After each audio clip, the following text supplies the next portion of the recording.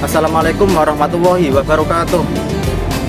Saya Sobibur Rahman dengan NIM 241060111123. Di sini saya akan menjelaskan salah satu tema dari makalah yang sudah dipresentasikan. Video ini dibuat guna memenuhi tugas ujian akhir semester mata kuliah usul fikih.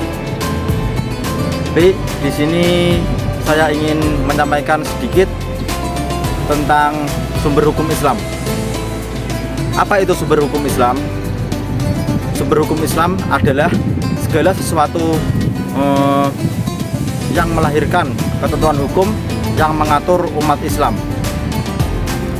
Secara lebih rinci, sumber hukum Islam juga bisa diartikan sebagai asal atau tempat pengambilan hukum Islam, atau sering disebut dengan istilah dari hukum Islam.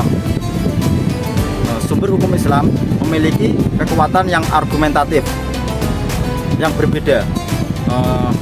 Al-Quran memiliki status yang paling tinggi, diikuti sunnah atau hadis, ijma, dan juga qiyas.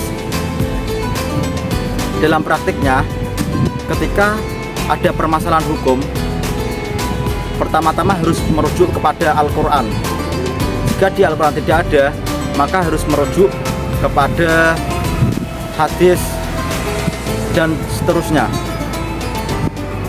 Sumber hukum Islam memiliki fungsi yang spesifik, seperti Al-Quran sebagai pedoman umum, sunnah atau hadis memberikan penjelasan atau rincian, ijma yang menunjukkan kesepakatan para ulama, dan juga qiyas yang menawarkan pendekatan analitis atas masalah baru. Sumber hukum Islam yang telah disepakati para ulama terdiri atas 4 macam, yaitu Al-Quran, sunnah, terus ijma, dan juga qiyas. Sumber hukum Islam yang pertama yaitu Al-Quran. Al-Quran adalah kalam Allah yang diturunkan kepada Nabi Muhammad SAW melalui malaikat Jibril secara mutawatir, dan yang membacanya dinilai ibadah. Al-Quran berfungsi sebagai sumber hukum utama yang mencakup berbagai aspek kehidupan. Al-Quran mencakup hukum-hukum yang bersifat umum dan juga spesifik, termasuk peraturan ibadah, muamalah, serta etika dan juga moral. Sumber hukum yang kedua ada sunnah. Sunnah adalah segala sesuatu yang disandarkan kepada Nabi Muhammad SAW, baik berupa perkataan, perbuatan, maupun ketetapannya. Sunnah sendiri terdiri atas 4 macam, yaitu ada sunnah qauliyah, yaitu segala ucapan atau perkataan Nabi Muhammad SAW. Yang kedua ada sunnah fi'liyah, yaitu segala perbuatan yang dilakukan Nabi Muhammad SAW. Yang ketiga ada sunnah takririyah, yaitu segala persetujuan Nabi Muhammad SAW atas perbuatan orang lain.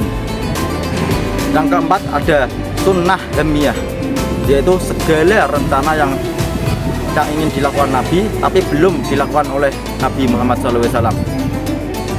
Sumber hukum yang ketiga yaitu ijma. Ijma itu apa?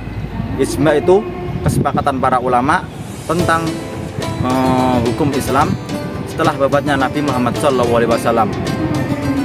Contoh ijma yaitu diadakannya adzan dan juga iqamah 2 kali dalam sholat Jumat, dan itu mulai diterapkan masa Utsman bin Affan. Sumber hukum yang keempat atau yang terakhir ada qiyas. Qiyas adalah menyamakan sesuatu yang tidak ada dalam nas dengan sesuatu yang sudah ada dalam nas berdasarkan kesamaan ilat. Contohnya homer dan juga narkoba. Dalam Al-Quran surat Al-Maidah ayat 90, di situ dijelaskan hukum homer itu haram karena ilatnya narkoba sama homer itu sama, yaitu memabukkan. maka hukum mengkonsumsi narkoba yaitu haram. Begitu. Mungkin itu saja yang bisa saya sampaikan. Semoga bisa bermanfaat. Wassalamualaikum warahmatullahi wabarakatuh.